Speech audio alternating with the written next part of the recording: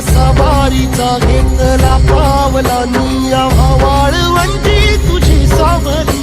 गळा भेट घेण्या भीमेची निघाली तुझ्या राम घोषात इंद्रायणी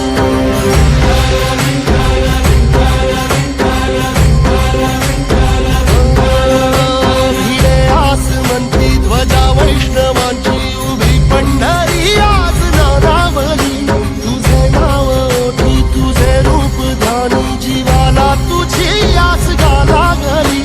जरी बाप साऱ्या जगाचा परी तू आम्हाले करांची तू माऊ